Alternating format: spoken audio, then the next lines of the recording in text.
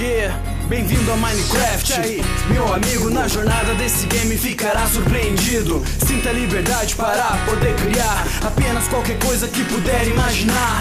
Modo criativo ou sobrevivência, em uma aventura tem a sua experiência. Nem preciso dizer o que se pode ou não fazer. Faça o que quiser e verá acontecer. Construindo e minerando sem nenhuma trajetória. Sem ao menos perceber, vou fazendo minha história nesse universo realmente impressionante. Explorando cavernas à procura de diamantes, combinando itens, construindo casa, de dia ou de noite fazendo minha jornada. Modificações, aumenta a diversidade, fica ainda mais legal com os amigos de verdade. Yeah, Minecraft, você conhece? No mundo de blocos faço qualquer criação, onde o único limite é a imaginação. Yeah, Minecraft, você conhece?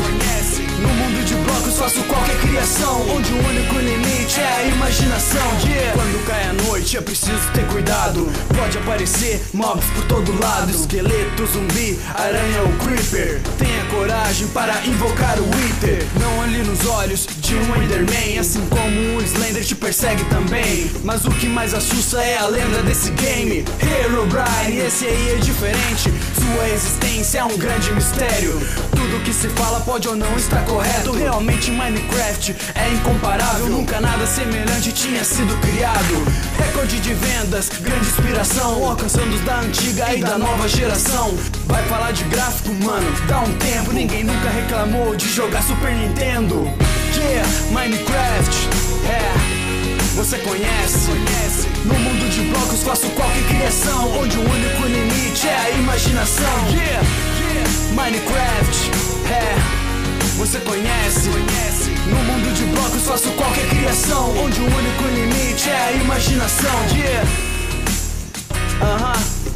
Minecraft, Player Taos, tamo junto mais uma vez. Se você curtiu, se inscreve no canal. Toda terça vídeo novo, a parada é semanal. Dá um like e compartilha pra poder continuar. Vocês são minha força, tamo junto, vamos lá. Yeah.